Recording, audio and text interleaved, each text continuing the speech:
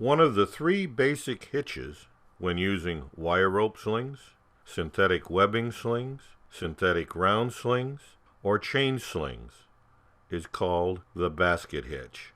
A basket hitch is created when the sling runs under the load and the eyes of the sling connect to a common structure.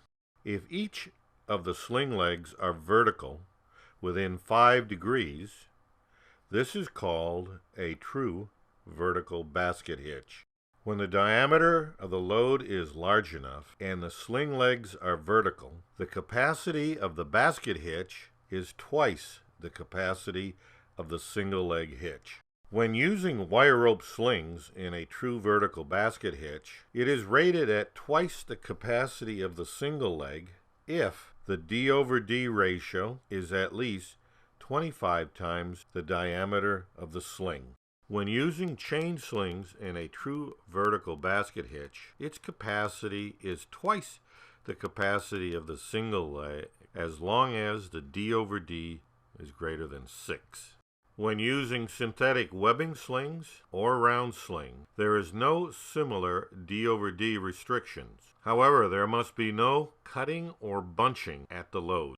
When you bring the eyes of the sling together to a common point and the sling legs are no longer vertical, the capacity of the sling is reduced. How much the capacity is reduced depends upon this angle, the horizontal angle. The smaller the horizontal angle, the greater the load capacity is reduced. When the horizontal sling angle is 30 degrees, the sling capacity drops from twice the single leg sling to 1 times the single leg sling. When the horizontal sling angle is 45 degrees, the capacity drops to 1.4 times the single leg capacity. When the horizontal sling angle is 60 degrees, the capacity drops to 1.7 times the capacity of the single leg sling. A single basket hitch seldom provides good load control and the grip needed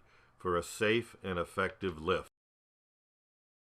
A double wrap basket hitch is much better for handling hard to handle loads or bundles of materials such as rods or pipe that require more sling contact to help hold them in place. A double wrap basket is formed by wrapping the single leg twice around the load. This increases the surface contact and allows compression of the load by the sling leg.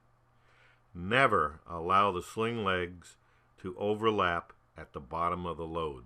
As a final note, the sling user should always make sure all types of slings are protected from sharp edges, corners, protrusions, and abrasive surfaces. Protect the sling from any possible damage.